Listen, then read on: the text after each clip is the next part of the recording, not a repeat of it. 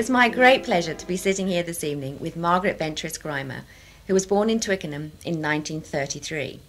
Her father was a schoolteacher and her mother a nurse. She was for a time a schoolteacher herself. She is married to a retired dental surgeon and has 4 children.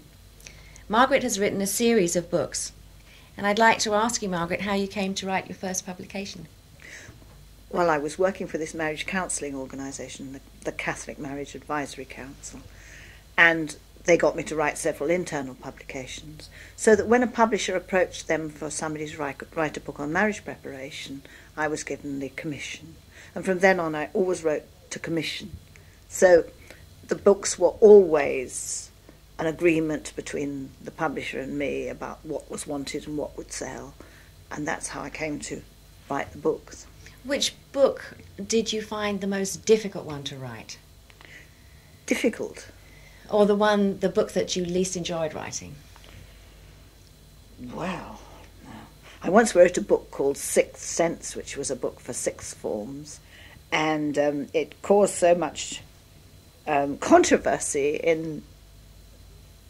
that it was withdrawn by the church authorities, and so I had a very interesting time with that. What about your latest book, which you wrote after you'd retired from the CMAC? The book I've just written is one called Making Families Work.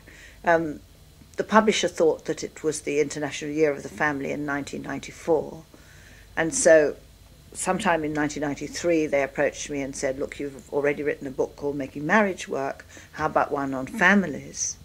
And would you like to see what you can produce for the International Year of the Family? So I had a go at that. And I'm very pleased to see that book now. I've just had the advance copy of it.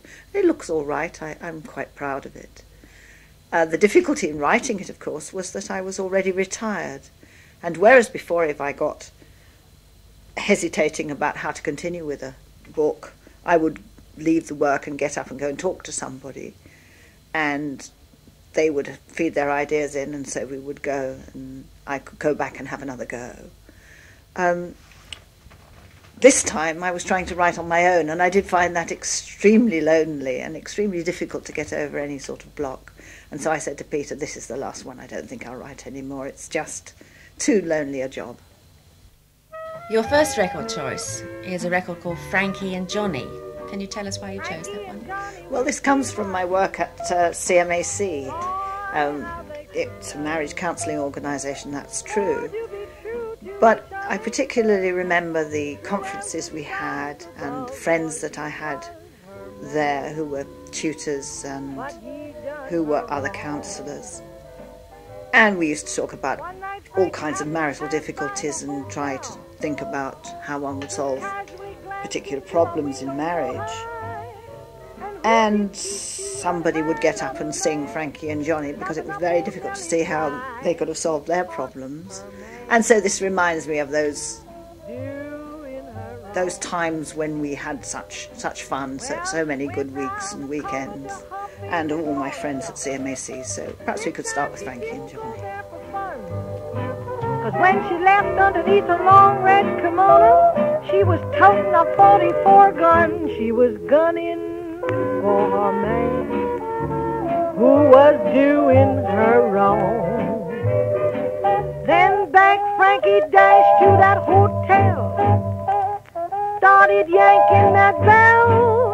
She said, stand back, you madam in floozies, or I'll blow each and every one of you straight to hell. I want my man who's done me wrong.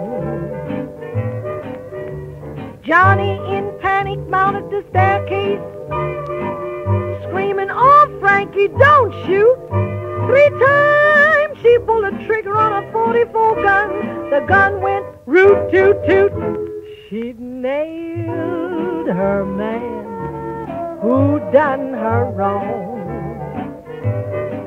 So they put her away in a dungeon, way off in a dark dingy cell in the southeast corner of a jail, where the wind seemed like it blew straight from hell, for killing her man who done her wrong. But the day Frankie mounted the scaffold, she was just as calm as any gal could be. And raising her eyes to heaven, she cried, Lord, I'm coming to thee.